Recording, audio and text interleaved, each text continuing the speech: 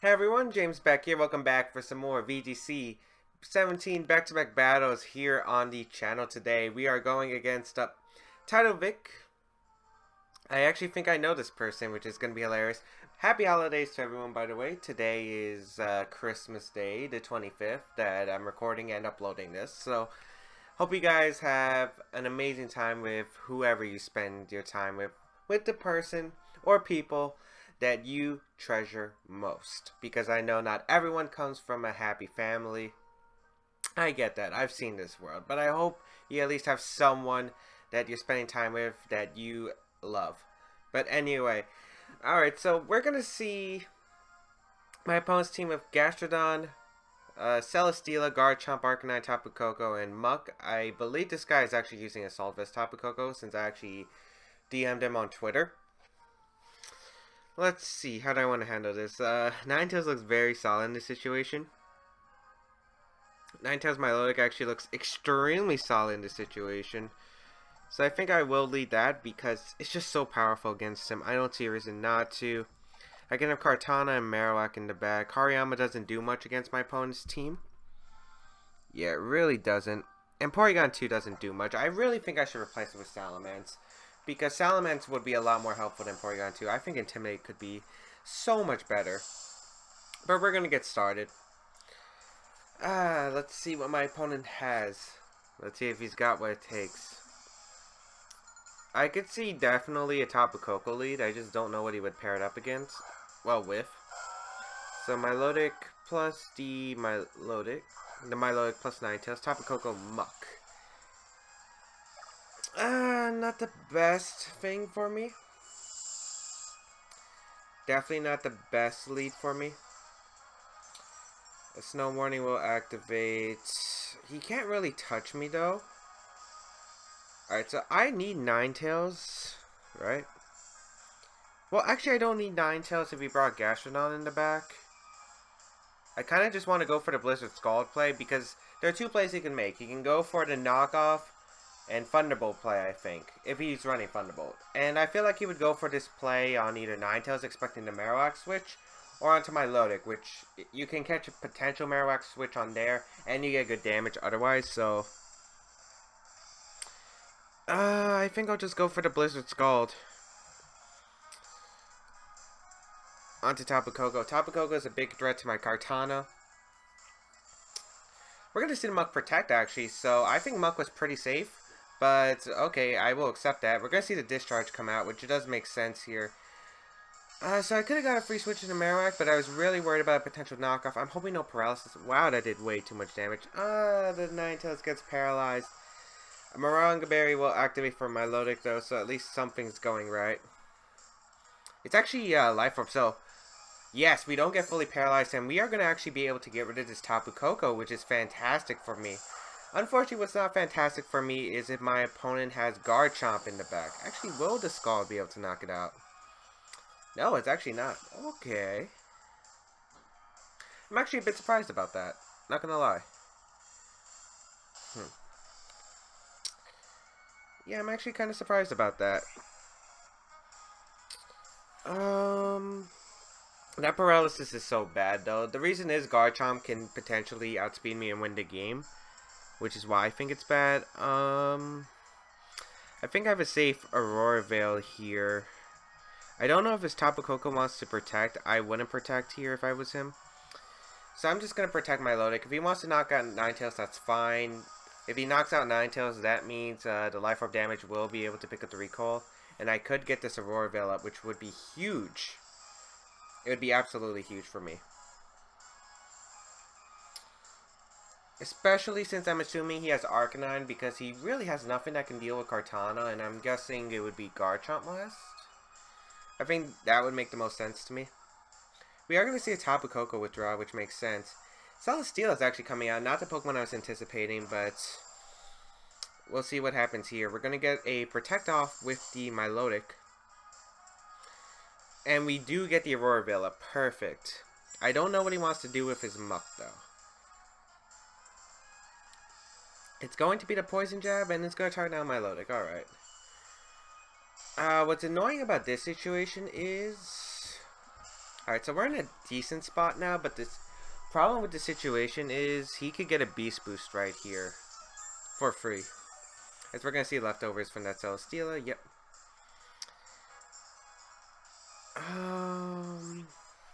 Do I want to... What do I want to do? I could switch on to Kartana and recover, I guess. But to be honest, I kind of want to let Muck go down. I mean, Ninetales go down. Because I want that free switch in. So I'm going to Blizzard, actually, and I'll go for my recover here. Because Milotic should be able to get a free recover. Yep, we're going to get a free recover off. Blizzard should put the Muck in range of maybe a Steel Strike, depending on the EV spread. And we will get the Blizzard off. So nice chip damage overall. Not sure. He could also go for a knockoff into Ninetales, which is what I was thinking he could do. But he's actually just going to go for the heavy slam into Ninetales. Completely understandable. I don't mind that play. Depends on what kind of beast boost he gets. He's going to get the special defense boost, which makes complete sense, and the poison jab. As long as this doesn't poison me, I feel like I'm in a really good position. Perfect. Perfect. Nice. And I can send out Kartana, and I can go for Smart Strike into Muck. And perfect, it doesn't activate that berry. So I think we're in a very nice position here. I don't know if Smart Strike actually knocks out at that range. But I am max attack, or near max attack. I think I'm like 244 on this spread, which is actually a bad spread. I think in Kartana, you don't need as much attack if you're running Assault Vest. I will go for the Smart Strike, though, and I will go for my recover once again. I can't let Garchomp get the best of me, and I can't let him get a potential knockout on my Milotic right here. Because if he gets a knockout on my Milotic, basically Arcanine can just win the game, and I don't want that happening. We're going to see the Muck protect, maybe trying to activate the berry. So we'll probably see a Leech Seed here. I'm hoping it's not a Flamethrower. I'm going off the basis of the Ninetales-Alola not carrying Flamethrower. Yeah, I didn't think it would carry Flamethrower on this set. We're going to see the Leech Seed come out completely fine. Yep. Perfect. And yeah, this is a bit annoying, but luckily Ninetales-Alola can't do much to my Pokemon out on the field. Like, the worst it's actually getting is the Leech Seed recovery. Well, he could get a sub up, but then again, my Kartana can beat him 1v1. As long as I don't take too much damage, but we'll see if the Figgy Berry will actually trigger from the Muck. Too bad I didn't have Sword Stance here. Sword Stance would have been helpful. But we will go for the Smart Strike into Muck right here, and we'll go for a Scald into that slot as well, in case he wants to go out into Arcanine or something. I have no reason to recover here, to be honest. Well, I guess I could, if the Garchomp's in the back, but I don't want an Arcanine switching in. Smart Strike's going to come out, target down the Muck. Ah, it's able to live, which was not part of my plan. Definitely not part of my plan, and he's going to be able to heal some health back with the Figgy Berry. Scald coming out onto Muck. Can we get the burn? Alright, we do get the burn, so at least Knockoff is going to be doing less damage. Heavy Slam going to come out into Kartana, but with that Aurora Veil, it's really paying out dividends for us, and we will see the Knockoff come out into the Kartana, but Burn plus Aurora Veil, yeah, that's not happening. The Hail stops too, which is perfect timing for my Milotic.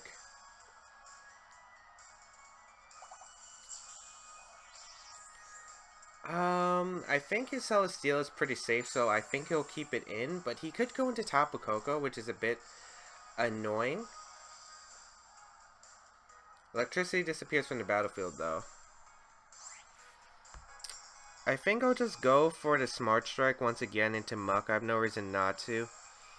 And I'll just recover here. I have no reason to really protect Milotic. It's not doing much. If Muck wants to protect, that's fine. He's still in the same position as he was, except I'll have Milotic probably be able to fire off Scalds. His best play here, in my opinion, is to switch out Ninetales-Alola into the Tapu Koko. And if he does that, I'll just hard switch into Marowak. But yeah, he's just going to protect. I don't mind this, and Sacred Sword onto Ninetales-Alola wouldn't have done anything to gain my board position. The reason it wouldn't have done anything to gain my board position is because the fact that Ninetales-Alola is going to heal up the damage anyway with the Leech Seed. And yeah, he gets the sub up, which is fine. I really don't mind that too much. But that burn is really fortunate for the Muck. for us. As he's gonna heal. How much is Muck gonna be at after the burn? That should be Scald range. And Aurora Veil does wear off. He should just go for the heavy slam into Kartana. He's definitely not switching out in my opinion, so I'll go out into Marowak right here. And click the Scald into Muck. The reason I'm going to do this play is because I don't want Kartana to take any excess damage, as Kartana can be my win condition against my opponent's team. And the fact if I bring Marowak out, he can go for free Thunderbolts. So I will gladly trade probably a heavy slam coming out into the Marowak for my Kartana freely. Oh, shoot. Oh, thank God. I was just about to say, if that touched Marowak, we could have had some problems. We will get the Scald off, though, and this should be able to pick up the knockout on Muck. Yep. So Muck goes down, which is perfect, and we're probably going to see the Heavy Slam. Perfect. Luckily, he didn't go for Lead Seed, predicting that switch. But I had no reason to really switch out Kartana anyway, so it makes sense. Alright, that leftover is recovery. All I want for Christmas is not to have a Celesteela stall match. Alright, so let's see who he wants to bring out. Garchomp could be very scary to handle. If it's Garchomp, it's very scary to handle. Okay, it is Garchomp.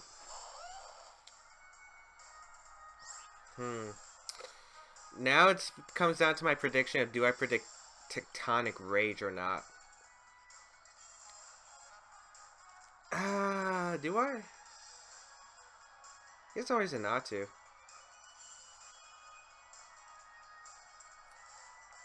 He could target on my Marowak because Tapu Koko can 1v1 my Milotic, I think.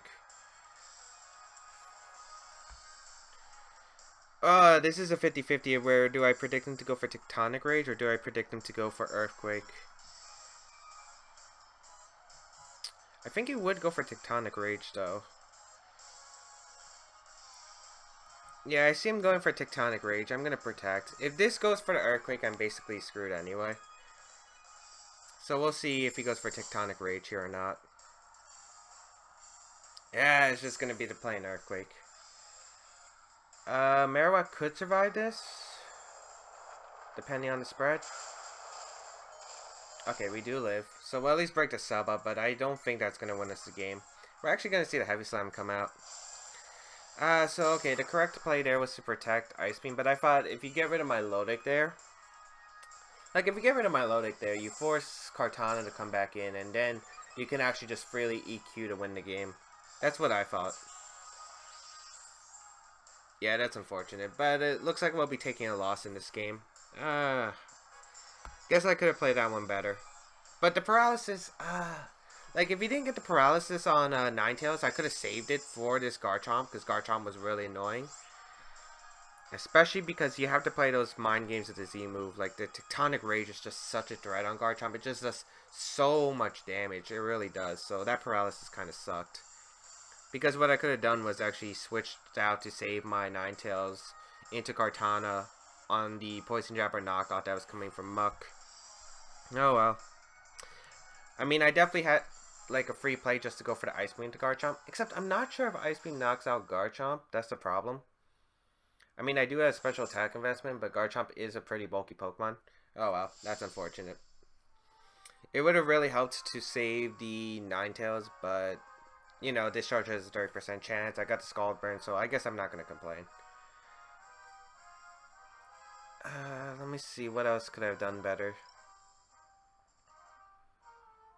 Man, that was actually a match I really wish I would have had Salamence in. Because Salamence would have done actually a lot of work against my opponent. Yes. It's because, like, in a lot of games, I just won't bring Hariyama. And then it just allows me not to have a Z move, and not having a Z move just doesn't put enough pressure on my opponent. You guys see that my team, you know, it has Porygon2, it has Ninetales, it has Milotic. They can't really do much damage otherwise. I mean, Blizzard only, like, Ninetales can only hit super effective things with, like, Blizzard and Freeze Dry, but otherwise it just really lacks the damage output. I think this team needs more damage output, and the Oranguru on my on the original team was just not helping with that. So we're gonna find Pro T from I don't remember where he was from. 1812 rating. Arcanine, Celesteela, Tapu Lele, Mudsdale, Gastrodon, and Tapu Koko. Alright. This is an interesting team. The combination of Arcanine plus Gastrodon is going to be extremely annoying for my team to handle.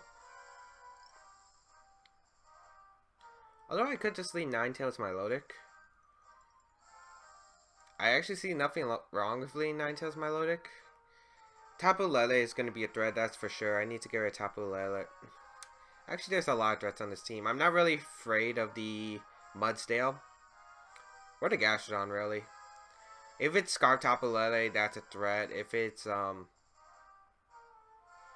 Banded Arcanine could be a threat, too. If it is Banded. I doubt on this kind of team it looks like a Will-O-Wisp kind of team. We'll leave Ninetales-Milotic because it's pretty safe. Blizzard can do a lot of damage. We have Freeze Dry in case the Gastrodon wants to switch in. Have Kartana and Marowak in back. Yeah.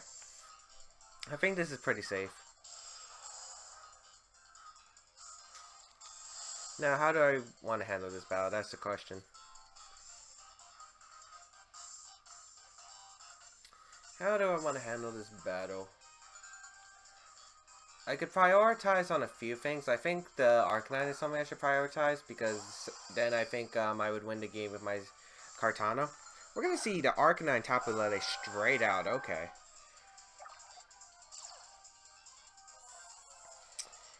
Interesting. We're actually going to see it Scarf Tapu Lele right off the bat because we are going to see the Psychic Terrain activate before the Hail. That's good to know. But what that means... okay. What that means is... Alright, I have two plays. I could expect him to go for a Psychic. The only thing is, I'm really fearing that Wild Charge Arcanine. But I feel like his play would be go into Gastrodon and go for a... Actually, what he's saying with Arcanine? I mean, my opponent could. I think Freeze Drying the Tapu Lele and Scalding the Arcanine doesn't sound bad at all. I will make that play. Because I don't think you want to save Arcanine for Intimidate. Oh wow, we're not going to see a Gastrodon switch at all. We're just going to see the Psychic into Ninetales. We will get damage off on the Tapu Lele, which is nice. Freeze Dry is going to come out. Good damage. Burn Up, actually. Oh, okay, that's smart. Okay, he's able to get rid of his Fire typing, which means that... Alright, he's able to get rid of his Fire typing, so Scald's not going to be that effective, but it is +2 Scald still. Should do at least half. Or 75%. Actually does... Yeah, it makes you typeless.